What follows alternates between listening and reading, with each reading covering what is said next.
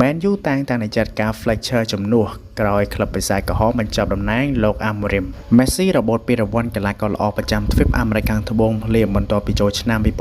2026 Joao Cancelo ចង់ចាក់ចេញពី Saudi Pro League បាទសូមគោរពនឹងជម្រាបសួរបងប្អូនទាំងគ្នាខ្ញុំបាទ Therade ស្វាគមន៍មកកាន់វីដេអូថ្មីហើយថ្ងៃនេះត្រូវនៅថ្ងៃទី6ខែមករាឆ្នាំ2026ហើយខ្ញុំមានរ៉ាអាប់ដេតបន្ថែមទៀតឆ្លៀតការនេះសូមអរគុណទៅកាន់បងប្អូនដែលជួយ support ខ្ញុំបន្ទាប់ពីត្រឡប់មកវិញអរគុណទៅកាន់បងមុនលឿនលៀបនិងបងសមាលីអរគុណសម្រាប់ការជួយ support ខ្ញុំអរគុណទឹកចិត្តបងប្អូនទាំងគ្នាខ្លាំងមែនទែនហើយបងប្អូនដែលចង់ជួយ support អាច support បានតាមរយៈ QR code ដែលខ្ញុំមានដាក់នៅលើវីដេអូនេះចឹងកុំឲ្យខាត់ពេលវេលាច្រើនយើងទស្សនាខ្លឹមសារវីដេអូដូចតទៅMan U តែងតែចាត់ការ Fletcher ជំនួសក្រោយក្លឹបបិសាចក្រហមបញ្ចប់តំណែងលោក Amorim ក្លឹប Manchester United នៅថ្ងៃទី5ខែមករាបានសម្រេចចិត្តបញ្ចប់តំណែងលោក Ruben Amorim នៃចាត់ការទូទៅ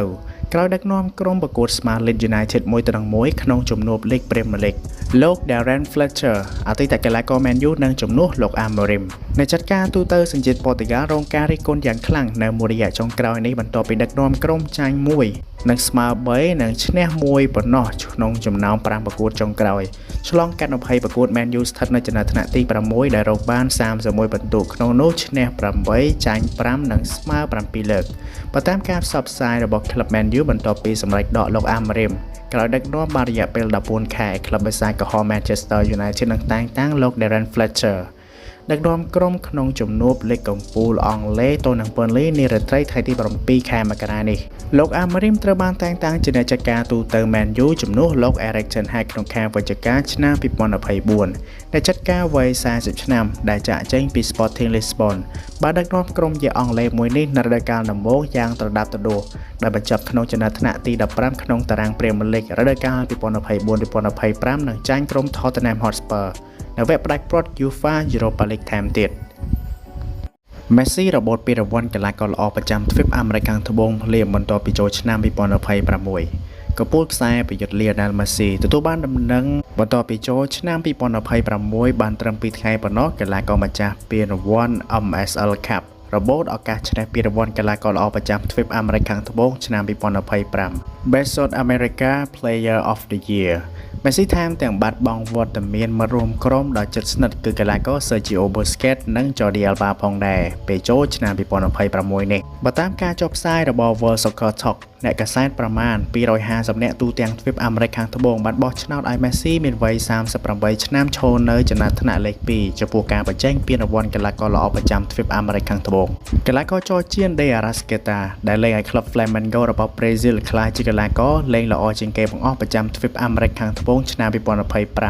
ចំណែកកីឡាករ Adrian Martinez ឈរនៅលេខ3បន្ទាប់ពីទទួលបានការបោះឆ្នោតពីសំណាក់អ្នកតំណាងកាសែត250នាក់ប្រចាំទ្វីបអាមេរិកខាងត្បូងផ្ទាល់កីឡាករ De Arrascaeta ដែលមានវ័យ31ឆ្នាំកាលពីរដូវកាល2025កន្លងទៅគេបង្ហាញខ្លួនយ៉ាងអស្ចារ្យនិងក្លាយជាកីឡាករសំខាន់បំផុតសម្រាប់ក្រុម Flamengo កីឡាករខ្សែបម្រើប្រយុទ្ធនេះបង្ហាញខ្លួនលេង64ប្រកួតដោយគេរកបាន25គ្រាប់សុបបញ្ចូលទីនិងបញ្ជូនបាល់20គ្រាប់ឲ្យមករួមក្រុមរបស់គេវត្តមានរបស់គេជួយឲ្យក្រុម Flamengo ឈ្នះពានរង្វាន់ Brasileiro Serie A Copa Libertadores Brazil Super Cup Campeonato Carioca Challenger Cup ព្រមទាំងឈ្នះពានរង្វាន់ Derby of the America ផងដែរកីឡាករសញ្ជាតិអ៊ុយរ៉ាហ្គាយវ័យ31ឆ្នាំទទួលបានការបោះឆ្នោតគាំទ្ររហូតដល់179សំឡេងដែលស្មើនឹង 67.8% Messi ប្រធានក្រុមជម្រើសជាតិអាសង់ទានទទួលបានត្រឹម39សំឡេង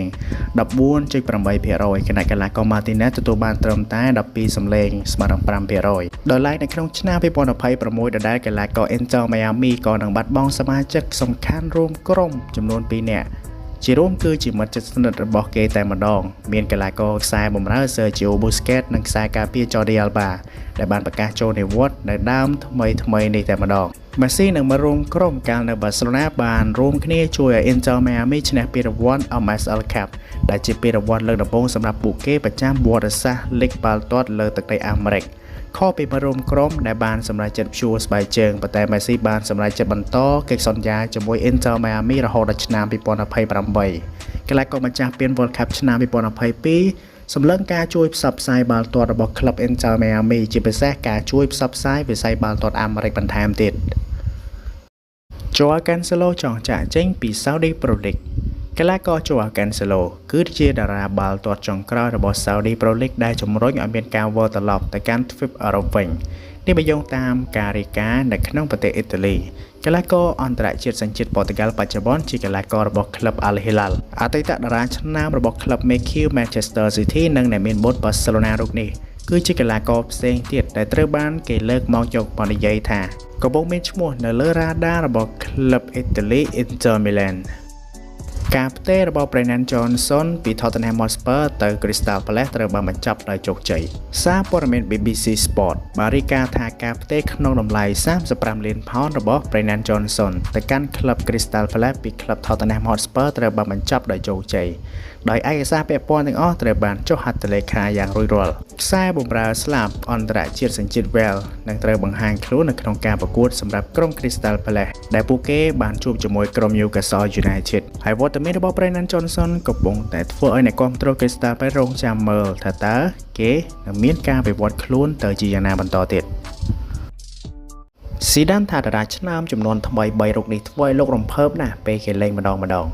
អតីតអ្នកចាត់ការឆ្នើមរបស់ក្លឹប Atletico Real Madrid គឺលោក Zinedine Zidane បានបង្ហើបឲ្យដឹងថាកីឡាករចំនួនថ្មី3រូបដូចជាខ្សែប្រយុទ្ធ Lamine Yamal កីឡាករ Vitinha និង João Neves គឺជាកីឡាករដែលធ្វើឲ្យលោកមានការរំភើបនិងមើលពួកគេលេងខ្លាំងបំផុត Lamine Yamal គឺជាតារាឆ្នើមចំនួនថ្មីដែលល្បីល្បាញរបស់ក្លឹប Barcelona ដែលជារឿយៗតែងតែត្រូវបានគេយកទៅប្រៀបធៀបជាមួយនឹង Lionel Messi ដោយសារតែសមត្ថភាពរកគ្រាប់បាល់និងតិចនិចនៃការលេងរបស់គេ Yamal ជាប់លេខ2ក្នុងបញ្ជីកីឡាករដែលមានសិទ្ធិឈ្នះពាន Ballon d'Or នៅឆ្នាំនេះទៀតផងដែលទោះបីជាមិនបានឈ្នះពានរង្វាន់នេះក្តីក៏កីឡាករសញ្ជាតិអេស្ប៉ាញរូបនេះត្រូវបានគេលើកយកមកកោតសរសើរជារឿយៗបើគិតពីការលេងនៅក្លឹបវិញត្រឹមវ័យ18ឆ្នាំសោះគឺ Lamine Yamal បានបង្ហាញខ្លួនចំនួន111ប្រកួត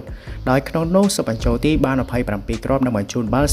38គ្រាប់Vitinha អានោះជាខ្សែបម្រើដ៏ឆ្នើមនិងជាកីឡាករស្នូលមួយរូបរបស់ Paris Saint-Germain ដែលទើបតែផ្ទេរមកក្លឹបនេះនៅឆ្នាំ2022ប៉ុណ្ណោះកីឡាករវ័យ25ឆ្នាំរូបនេះបានបង្ហាញខ្លួនចំនួន163ប្រកួតឲ្យក្លឹបរកបាន20គ្រាប់និងបញ្ជូនបាល់18គ្រាប់ហើយគេជាផ្នែកដ៏សំខាន់មួយជួយឲ្យ PSG ឈ្នះពាន Champions League នារដូវកាលមុនថែមទៀតផងខណៈនោះ João Neves ដែលជាមិត្តរួមក្រុមរបស់ Vitinha ទើបតែផ្លាស់មកទឹកដី Parc des Princes ពីក្លឹប Benfica នៅឆ្នាំ2024ប៉ុណ្ណោះដែលបានចូលលេង63ប្រកួតឲ្យភាគីលោក Luis Enrique ដែលរកបាន10គ្រាប់និងបញ្ជូនបាល់10គ្រាប់យ៉ាងណាមិញលោក Zidane បានថ្លែងការកោតសរសើរពួកគេថា